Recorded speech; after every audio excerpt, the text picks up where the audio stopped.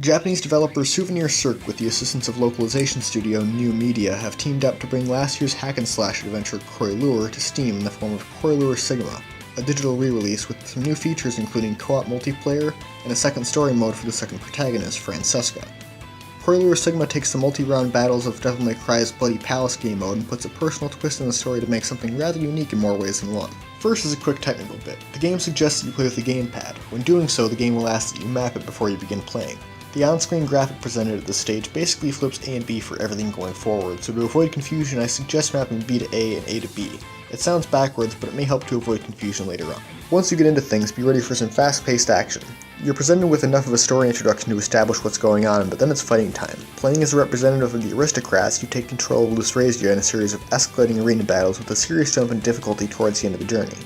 Story mode is short, but it's by design. The conditions of the gauntlet demand that you pass all levels in 15 minutes, and while it may seem simple at first, I initially finished with just 2 minutes to spare and suffered a few deaths along the way. Death is not an all-out loss, however. It will take away from your score, of course, but should you fall in battle, you'll come right back with full health, all enemies remaining just the same. It takes out of the challenge a bit, but I assure you there's still a tough fight to be had here. Even more, the game has a number of challenges including finishing the story without losing at all, adding a layer of satisfaction for those with the extra bit of skill. As you progress, you'll level up rapidly. This eventually unlocks weapons that have different effects and damage stats attached, but they can't be equipped to your liking until you finish the story and return to the character selection menu.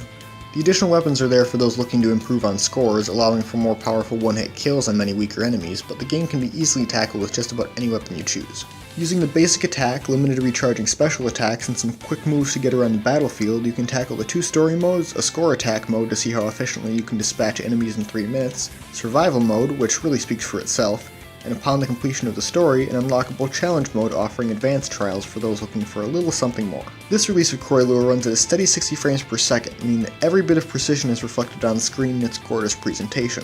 Incorporating a new color palette into every advancing stage, the vibrant reds and blues make what could have been boring repetitive swordplay into something fun and enjoyable to look at. Coupled with the sparse but enjoyable set of tunes, all designed to fit the quick nature of the action on screen, it comes together to really drive the intensity of the challenge home. It's not breaking new ground in the hack-and-slash genre, but for its modest price tag, Croixleur Sigma delivers a story with distinct style sporting some intensely satisfying action to back it up. While it lacks animation in the story aspects and incorporates a few less than original enemy designs, it succeeds in delivering a fun and challenging action experience that is endlessly encouraging and full of replay value. Croixleur Sigma gets a 9 out of 10.